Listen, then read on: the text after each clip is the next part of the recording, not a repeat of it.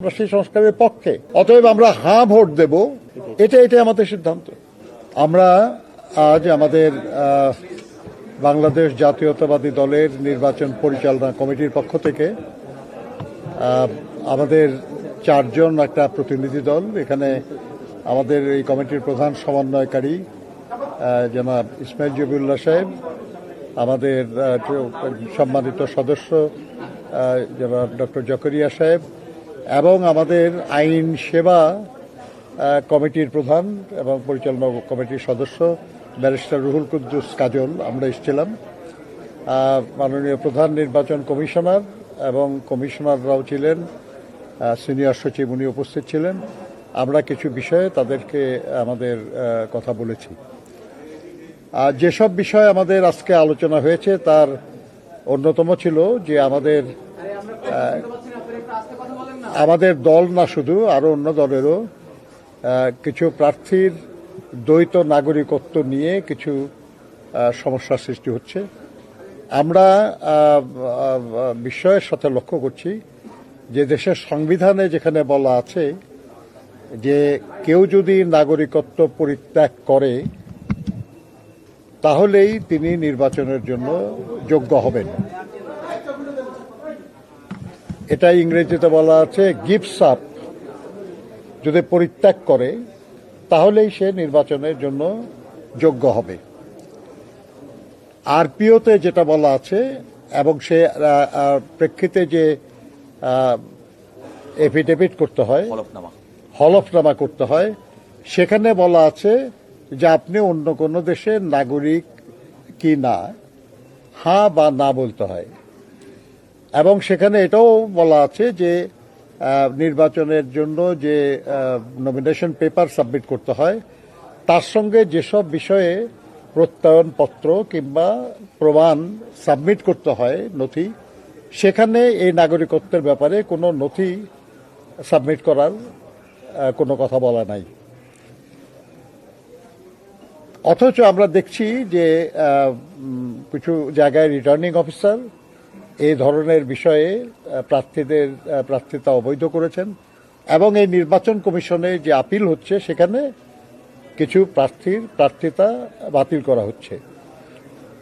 এটা আমাদের দলের নাও হতে পারে, এটা অন্য কোনো দলের হতে পারে, কিন্তু আমরা মনে করি যে আইন সবার জন্যই সমান হবে এবং আইন যা বলে, দেশের সংবিধান যা বলে সেটাই হওয়া উচিত। আমরা শুনেছেন যে ইতিমধ্যে 2 জন অন্য একটি দল জামাত ইসলামের 2 জন প্রার্থী বাতিল করা হয়েছে। আমরা মনে করি যে রিভিউ সবার জন্যই হওয়া উচিত, তাদেরও হওয়া উচিত। তারা অন্য দল ভুলে তাদের জন্য অন্য বিবেচনার কোনো সুযোগ নাই। তো আমরা বলেছি তাদেরকে যে বিষয়টাকে জটিল করার কোনো অবকাশ নাই, কোনো সুযোগ নাই কারো। সংবিধানে যা বলা থাকে তার চেয়ে বেশি কিছু বলার অধিকার কোনো আইন বা কোনো কিছুর নাই। এই জন্য আমরা তাদেরকে অনুরোধ করেছি যে এই বিষয়ে যেন জটিলতার সৃষ্টি করা না হয়। মনে রাখবেন আপনারা যে এর মধ্যে অনেক প্রার্থী আছেন যাদেরকে গত 15-16 বছরের দুঃশাসনের আমলে দেশ ত্যাগ করতে হয়েছিল এবং সেসব জায়গায় তাদেরকে বছরের পর বছর থাকতে হয়েছে। সেটা করতে যে অনেককে নাগরিকত্ব গ্রহণ করতে হয়েছিল। আজকে দেশে পরিবর্তিত পরিস্থিতি তারা ফিরে এসেছেন, তারা নির্বাচনে অংশ নিচ্ছেন। তাদেরকে যদি এই ধরনের কোনো কারণ দেখিয়ে বা অজুহাতে যদি তাদেরকে নির্বাচনের সুযোগ থেকে বঞ্চিত করা হয়, আমরা মনে করি এটা খুবই অন্যায় হবে। এটা একটা প্রতিযোগিতামূলক যে সুষ্ঠু নির্বাচনের আমরা প্রত্যাশা করি, যে নির্বাচনের জন্য আমরা অপেক্ষা করছি, সেটা বাধাগ্রস্ত করবে বলে আমরা মনে করি। আমরা এটা আলোচনা করেছি যে পোস্টাল ব্যালটে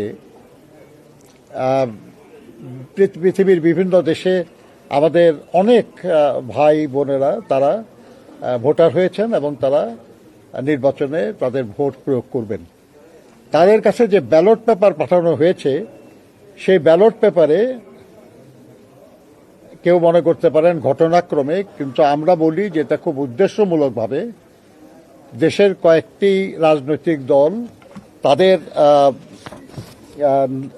নাম এবং প্রতীকটা প্রথম লাইনে দেওয়া হয়েছে, অথচ বিএনপির নাম এবং প্রতীক ঠিক মাঝখানে দেওয়া হয়েছে, যেটা ভাঁজ করলে কাগজটা এটা ভালো করে নজরেই পড়বে না।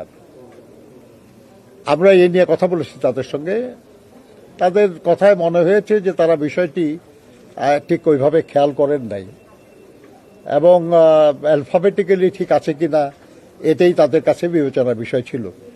কিন্তু আমরা তাদেরকে বলেছি যে আপনারা এখানে 5টা লাইন করেছেন, 5টা কলাম করেছেন এবং 14টা লাইন করেছেন, যার ফলে 3টি রাজনৈতিক দল, বিশেষ রাজনৈতিক দল, তাদের নাম এবং প্রতীকটা প্রথম লাইনে এসে গেছে। এটা যদি 5টা না হয়ে 6টা কলাম হতো বা 4টে কলাম হতো, 14টার জায়গায় যদি 12টা বা 16টা লাইন হতো, তাহলে কিন্তু এই ব্যাপারটা এইভাবে সাজানো সুযোগ ছিল না। কাজেই ব্যাপারটা ইচ্ছাকৃতভাবেই করা হয়েছে এবং আপনারা হয়তো নজরে পড়ে নাই, কিন্তু যারা আসলে ভেতরে কাজটা করেছে সম্ভবত তারা এটা কোনো উদ্দেশ্য নিয়েই করেছে। আমরা তাদেরকে অনুরোধ করেছি যে বিদেশে যে ব্যালট পেপারগুলো পাঠানো হয়েছে সময় থাকলে সেটাও সংশোধন করা, আর দেশের ভিতরে যে ব্যালট, পোস্টাল ব্যালট যাবে এবং সেটা এখনো পাঠানো হয় নাই, আমরা তাদেরকে পরিষ্কার বলেছি যে এই কৌশল যেন দেশের ভিতরে পোস্টাল ব্যালটে কার্যকর করা না হয়, এটা যেন সংশোধন করা হয়। আমরা এটাও বলেছি তাদেরকে যে এই পোস্টাল ব্যালট পৃথিবীর বিভিন্ন জায়গায় যে পদ্ধতিতে বিতরণ করা হচ্ছে এবং এটা সঠিক হচ্ছে না, এটা কিছু ত্রুটি হচ্ছে, যার জন্য আমরা দেখেছি যে বাহরাইনে একটি বিশেষ রাজনৈতিক দলের নেতৃবৃন্দ তারা এই অনেকগুলি ব্যালট পেপার তারা সেটা হ্যান্ডেল করছে। এটা ভিডিও সোশ্যাল মিডিয়ায় প্রকাশিত হয়েছে, ভাইরাল হয়ে গেছে। তো ওনারা বললেন যে এটা তাদের নজরে এসছে এবং তারা বাহরাইনে রাষ্ট্রদূতের সঙ্গে যোগাযোগ করেছেন এবং সেখান থেকে যে রিপোর্ট বাহরাইনের গভর্নমেন্টের কাছ থেকে এসছে সেটা এটা স্বীকার করা হয়েছে যে হ্যাঁ এরকম একটা ঘটনা তারা জেনেছেন। কিন্তু এই ব্যাপারে আরও তদন্ত করে তারা রিপোর্ট দেবেন এবং সেই অনুযায়ী তারা ব্যবস্থা গ্রহণ করবেন। আপনারা জানেন যে নির্বাচন কমিশনের পক্ষ থেকে বলা হয়েছিল যে যদি কেউ এই ভোটে কোনো রকমের কারচুপির চেষ্টা করে তাহলে তাদের এনআইডি কিংবা তাদের যে জাতীয় পরিচয় এবং ভোটার এগুলো সব তারা ব্লক করে দেবেন। আমরা মনে করি যে যারাই এই নির্বাচনকে বিঘ্নিত করার জন্য এটাকে কারচুপি করার চেষ্টা করছে তাদের বিরুদ্ধে যেন আইন অনুযায়ী কার্যকর ব্যবস্থা নেওয়া হয়। এটা আরেকটা বিষয় আমরা আলোচনা করেছি, তারা বলেছেন তারা এর ব্যাপারে ব্যবস্থা নেবেন। আমরা দেখেছি যে একটি বিশেষ রাজনৈতিক দল তারা আমাদের ভোটারদের কাছে বিভিন্ন এলাকায় সারা দেশেই প্রায় তারা তাদের ভোটার আইডি কার্ড, তাদের এনআইডি কার্ড, তাদের মোবাইল নাম্বার এগুলো সংগ্রহ করছে। উদ্দেশ্য পরিষ্কার বোঝা যায় যে কেন তারা এটা করছে। আমরা বহু নির্বাচনে অংশগ্রহণ করেছি কিন্তু কখনো এই ঘটনা ঘটে নাই, আর আসলে এটার কোনো প্রয়োজনও নাই, কিন্তু তারপরেও যে করা হচ্ছে এটা তো কোনো বিশেষ উদ্দেশ্যেই করা হচ্ছে।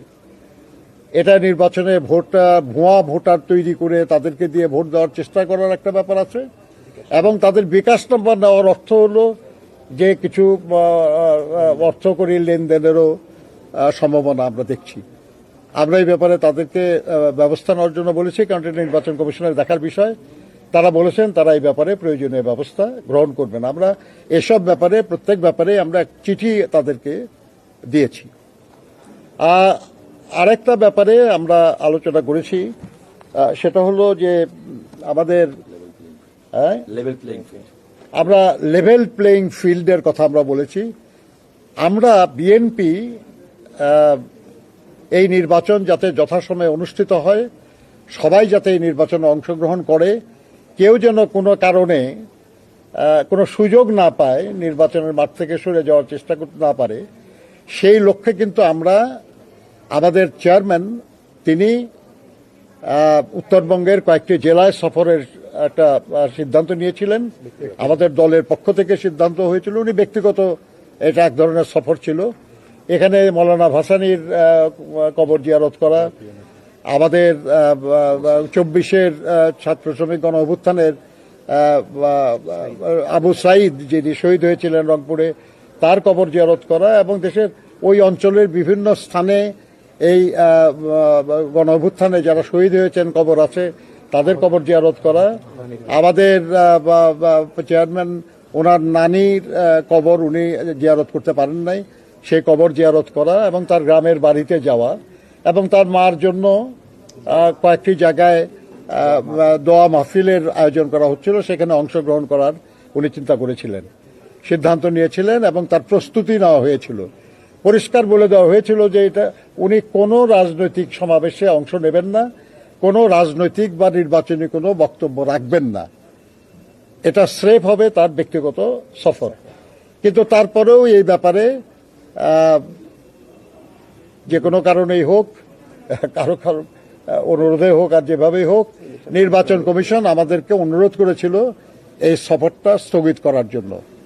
আমরা সুষ্ঠু নির্বাচনের স্বার্থে এবং সবাই যাতে অংশগ্রহণ করে সরে যাওয়ার সুযোগ না পায়, এগুলো বিবেচনা করে আমরা তাদের অনুরোধ রক্ষা করেছিলাম। আমরা লেভেল প্লেয়িং ফিল্ড ঠিক রাখার জন্য আমরা ক্রমাগত চেষ্টা চালিয়ে যাচ্ছি।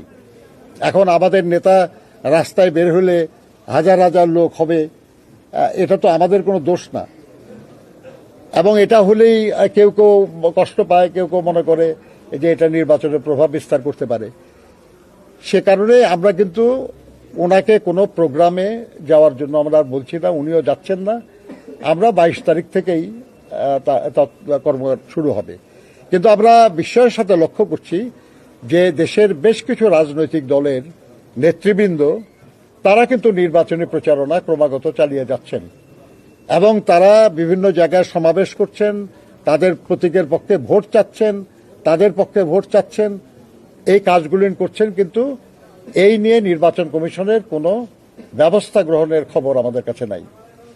আমরা এটাও বলেছি তাদেরকে যে আমাদের একেবারে গ্রামাঞ্চলে সাতকানিয়া, তারপরে জামালপুরে, ইসলামপুরে, এখানে আমাদের প্রার্থীদের কিছু আচরণ নিয়ে আপনারা শোকজ করেন, আর এই ঢাকা শহরে কিংবা দেশে আরো বড় বড় অঞ্চলে আরো বড় বড় নেতারা, তারা দলীয় নেতাও, প্রভাবশালী মানুষ, তারা যেসব নির্বাচনী আচরণবিধি লঙ্ঘন করছে সে ব্যাপারে আপনারা কোনো ব্যবস্থা নিচ্ছেন না কেন? তারা এই ব্যাপারে প্রয়োজনীয় ব্যবস্থা নেবেন বলে কথা দিয়েছেন আমাদের। আর এসব ব্যাপারে আমাদের কাছে কিছু ডকুমেন্ট ছিল, আমরা সেগুলো তাদেরকে দিয়েছি যে কারা কারা এইসব কাজ করছে তার কিছু নমুনা আমরা তাদেরকে দিয়েছি। তারা বলেছেন তারা বিষয়টি বিবেচনায় নেবেন এবং তারা প্রয়োজনীয় ব্যবস্থা নেওয়ার চেষ্টা করবেন। তো আমরা আরো ন্যাচারালি আলোচনা, আমরা আরো অন্যান্য বিষয়ে আলোচনা হয়েছে, কিন্তু প্রধান এবং মূল বিষয়গুলি ছিল এই। ধন্যবাদ আপনাদেরকে। জামাতে ইসলামী বলেছে যে আপনারা ডিসিএসপিরা একটা দলের পক্ষে কাজ করছেন, আপনারা কি সেটা মনে করছেন কিনা? আর 2 নম্বর প্রশ্ন, আপনারাও লেভেল প্লেইং এর ফিল্ড? আমার যতটুকু জানা আছে এসপিদের বদলি হলো এবার লটারির মাধ্যমে, নাকি? লটারিতে আমরা কি অংশ নিয়েছিলাম নাকি? আমরা তো লটারিতে অংশ নেই নাই ভাই, আর লটারি পরিচালনায় আমাদের কোনো অংশ ছিল না। আর এই লটারির দাবি তো তাদেরই ছিল যে লটারি করে বদলি করা হোক। তারপরে আসছে লটারির মধ্যে কি কোনো কায়দা কৌশল হয়েছে কিনা তারা বলতে পারবে ভালো, কারণ এটা তাদের দাবি ছিল। কাজেই আপনার এই ব্যাপারে আমার ধারণা আর কি, যেটাও একটা রাজনৈতিক কৌশল, তাদেরই লোকজন বেশি হয়তো বিভিন্ন জায়গায় আছে এবং এই নিয়ে যাতে কেউ অভিযোগ না করে সেজন্য আগেই তারা অন্যদের ব্যাপারে অভিযোগ করছে।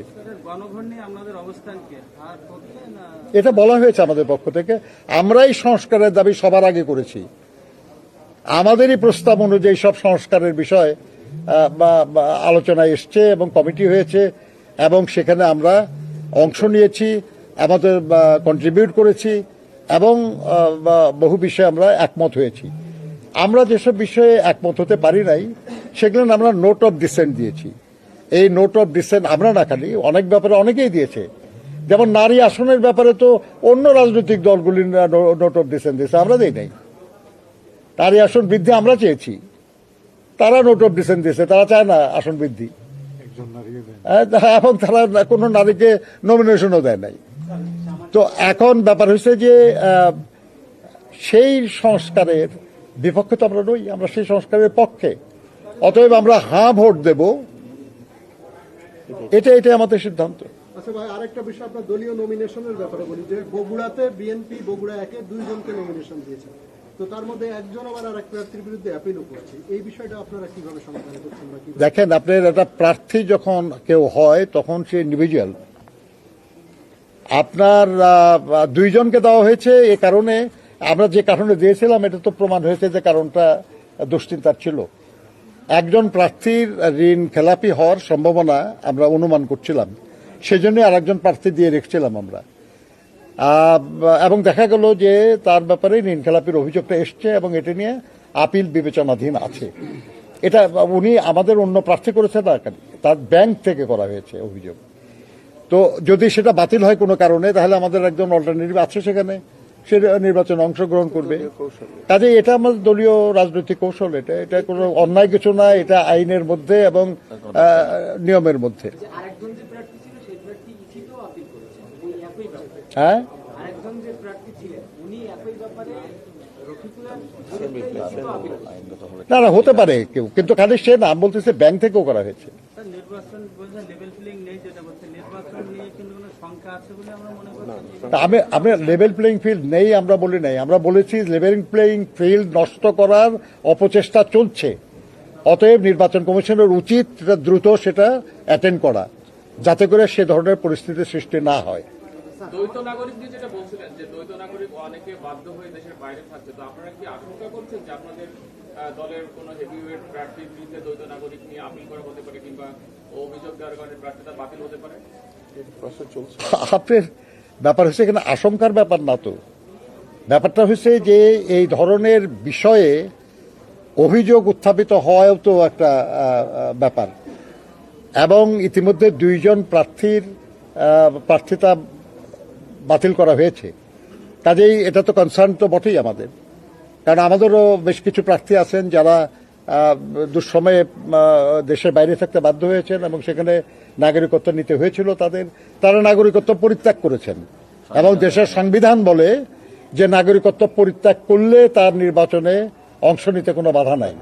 অতএব আমরা নির্বাচন কমিশনকে বলেছি যে সংবিধানে যে অধিকার নাগরিককে দেওয়া হয়েছে, কোনো কারণেই সেই অধিকার থেকে তাকে বঞ্চিত করা উচিত হবে না। কমিশন এই ক্ষেত্রে কোনো ব্যাখ্যা দিয়েছে যে আপনাদের ব্যাখ্যা শোনার পরে? না, এটা তো এমন না আর কি যে আমরা দাবি করতেছি তারা ইয়েস বলতেছে বা নো বলতেছে, এরকম তো ব্যাপার না। আমরা তাদেরকে যাদের কাছে বিষয়গুলো উত্থাপন করেছি তারা এই ব্যাপারে প্রয়োজনীয় ব্যবস্থা নেবেন, প্রয়োজনীয় কার্যকরী হবে। আপনার একজন করে বলেন প্লিজ, একজনকে বলেন। আপনারা অভিযোগ করলেন একটা দলের পক্ষ থেকে আইডি কার্ড সংগ্রহ করা হচ্ছে বা টেলিফোন নাম্বার। জামায়াত ইসলামের একটি প্রতিনিধি দল এসেছিলেন এবং আপনাদের বিরুদ্ধে অভিযোগ করেছেন যে আপনারা ফ্যামিলি কার্ড দিচ্ছেন। এই অভিযোগটা আপনারা কিভাবে করেন? আরে কি মুশকিল, আমরা তো ফ্যামিলি কার্ড না, আমরা তো ফার্মার্স কার্ডও দিব, কৃষকদেরকে কার্ড দিব আমরা।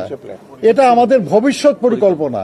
আল্লাহর মেহেরবানিতে জনগণের সমর্থনে যদি আমরা রাষ্ট্র পরিচালনার দায়িত্ব পাই, তাহলে আমরা দেশের মানুষের কল্যাণের জন্য বেশ কিছু কর্মসূচি নেব। এবং এটা বিএনপির ইতিহাসই তাই। শহীদ রাষ্ট্রপতি জিয়াউর রহমান সাহেব অনেক নতুন কর্মসূচি নিয়েছিলেন, যেগুলো এখনো কার্যকর আছে। অনেক ব্যবস্থা নিয়েছিলেন যেটা দেশের উন্নয়নে এখনো একটা গুরুত্বপূর্ণ বিষয় হয়ে আছে আর কি। বেগম খালেদা জিয়া অনেক সংস্কারমূলক কাজ করেছেন, অনেক উন্নয়নমূলক কাজের শুরু করেছিলেন, যেগুলো এখনো অব্যাহত আছে। তা আমরাও সেরকম আবার যদি আল্লাহর রহমতে আমরা সুযোগ পাই, আমরা তো দেব, আমরা তো ফ্যামিলি কার্ড দেব, আমরা বলেছি। এবং পরিবারের যিনি মহিলাদের মধ্যে যিনি প্রধান থাকবেন তার নামে হবে সেই ফ্যামিলি কার্ড, কোনো ছেলের নামে হবে না। আমরা দেবো তো। কিসের কেন ভঙ্গ হবে? আমরা তো কয়েকদিন পরে নির্বাচনী ইস্তার ঘোষণা করবো, সেখানে তো ডিটেল বলবো রাখলেন। তারা যদি বলে থাকে যে এটা আচরণবিধি ভঙ্গ, এটা খুব অন্যায় বলতেছেন তারা, এটা ভুল বলা হচ্ছে আর কি। কারণ আমরা এটা তো এখন থেকে না, আমরা বহুদিন আগে থেকে বলছি এটা।